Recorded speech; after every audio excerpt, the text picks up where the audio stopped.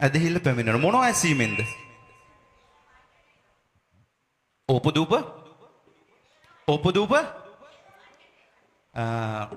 ගුවන් විදුලියට ඇහුම්කන් දීමෙන් අපිට ඇදහිල්ල එනවනේ. ටීවී එකේ තියෙන කතා ඔක්කොම හවස 6 මාට පටන් ගත්තාම 10 මාර වෙනකම් බලපුවාම මොනවද එන්නේ?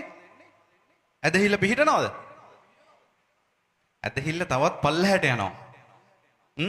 මොනවද කතාවල තියෙන්නේ? එක්ක පෞල් ප්‍රශ්නයක්. එක්ක ගහ ගන්නවා. මං ඇත්තටම තාම ටෙලි ඩ්‍රාමා එකක් බලලා නැහැ. මට මතක හිටියේ අවුරුදු 5කින්. මං හිතන්නේ අනාගත වක්තෘ උතුමත් එක්ක සම්බන්ධ වුණාට පස්සේ බැලුවේ නැහැ පස්සේ. ටෙලි ඩ්‍රාමා එකක් බලලම නැහැ. මං දන්නේ නැහැ මොනවද තියෙන්නේ කියලා. ඉංග්ලිෂ් ෆිල්ම් නම් මම බලනවා. බොරු කියන්න ඕනේ නැහනේ. මම ඒක බලන්න හේතුවක් තියෙනවා. මම ඉංග්ලිෂ් පොඩ්ඩක් වර්ධනය කරගන්න ඕන නිසා මම අර ඉංග්ලිෂ් අහනකොට බලනකොට ඒවා වර්ධනය වෙනවා. ඒ නිසා මම ඉංග්ලිෂ් ෆිල්ම්ස් සාමාන්‍යයෙන් කොහොමත් සතියට එකක් විතර බලනවාමයි. හැබැයි අපි ඕපදූප බැලීමෙන් අපේ ජීවිතේ තවත් ඇදහිල්ල අපේ මොකද වෙන්නේ? මොට වෙනවා.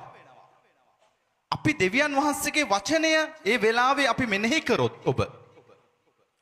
ඔබ ඒක අරගෙන ඔබ වචන අරගෙන ඔබ මෙනෙහි කරන්න ඕන. දැන් අපිට වෙලා තියෙන ප්‍රශ්නය තමයි අපි සාම්ප්‍රදායික කිතුණුව බවට පත් වෙලා ඉන්නේ.